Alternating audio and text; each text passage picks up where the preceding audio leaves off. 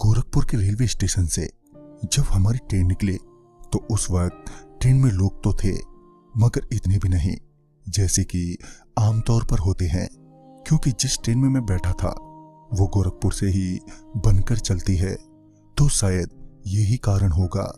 खैर, ट्रेन के चलने के बाद ट्रेन एक के बाद एक स्टेशन क्रॉस करने लगी, वो भी अपने तय समय से। गुजरते स्टेशनों के साथ साथ ट्रेन में लोग भी बढ़ते चले गए और मेरे कोच में भी अब काफी लोग आ चुके थे। फिर अगले कुछ घंटों में कोच में इतनी ज्यादा भीड़ हो गई कि अब सभी लोग एक दूसरे से सटने लगे थे।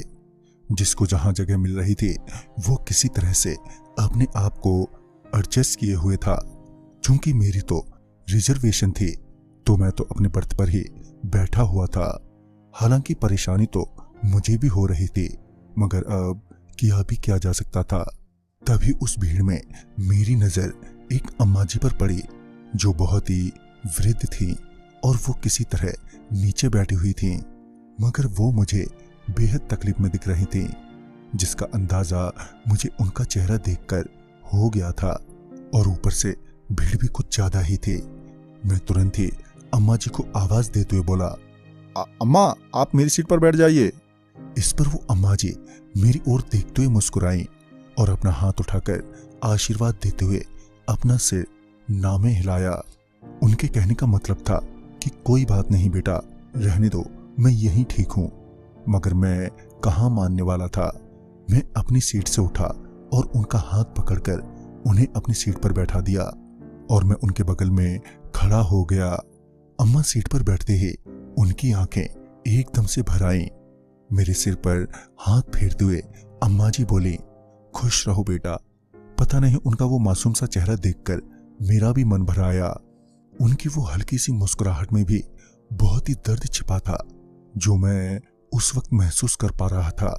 खैर, ट्रेन चलती रही और मैं अम्मा के बगल में खड़ा अपनी खाने पीने की चीजें उनके साथ शेयर करता रहा। हालांकि ज्यादातर तो अम्मा मना कर देती, मगर मैं जिद पकड़ लेता तो उन्हें भी मानना ही पड़ता।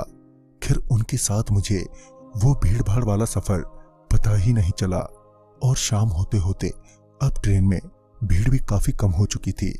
अम्मा के साथ बात करते हुए मुझे ये तो पता चल गया था कि वो सफर को लेकर नहीं बल्कि जिंदगी के सफर को लेकर बेहद दुखी और मायूस हैं। वैसे तो उन्होंने खुलकर कुछ नहीं बोला। फिर जब उनका स्टेशन आया तो वो बोली, अच्छा बेटा अब मैं चलती हूँ, भगवान तुम्हारी हर मनोकामनाएं पूरी करे। ये बोलते हुए उन्होंने अपनी फटी थैली से एक लाल धागा निकाला और मेरी कलाई पर बांध दिया। फिर मेरे सर पर हाथ फेर कर वो ट्रेन से नीचे उतर गईं। पता नहीं क्यों मुझे उनके जाने से बहुत दुख हो रहा था। उनके ट्रेन से उतरने के बाद जब कुछ देर में ट्रेन खुली तो मैं अभी भी अपने हाथ में बंधे धागे और अम्मा को याद कर रहा था। फिर तकरीबन रात के 10 बजे मैं सो गया। मैं अभी सोया ही था कि ट्रेन में किसी के रोने की आवाज से मेरी आंख खुल गई। तभी मैंने अपनी आंखें मसलते हुए देखा तो 2 लड़के बचाओ बचाओ चिल्लाते हुए रोए जा रहे थे और ट्रेन भी रुकी हुई थी। मुझे पहले तो समझ नहीं आया कि आखिर बात क्या है। मैं अपनी सीट से उठा और उन दोनों लड़कों के पास जाकर पूछा, क्या बात है, क्या हुआ भाई? तो इस पर उनमें से एक लड़के ने रोते हुए बोला, वो बदमाश मेरी छोटी बहन को उठाकर ले गए। ये सुनकर मैंने अपने कोच में सफर कर रहे दूसरे लोगों की तरफ देखा। वैसे तो उस वक्त बहुत ही कम लोग थे उस कोच में, मगर उनमें से कोई भी अपनी सीट से ना तो हिला और ना ही कुछ बोला। फिर मैंने कहा कि रेलवे पुलिस वालों को बताओ इस बारे में। मैंने इतना कहा ही था कि बाहर दूर से एक हल्की सी आवाज आई, भैया भैया बचाओ। आवाज सुनते ही वो दोनों लड़के ट्रेन से नीचे उतर गए और अपनी बहन को ढूंढने लगे। मैं भी उनके साथ साथ ट्रेन से उतरकर उनकी मदद करने लगा।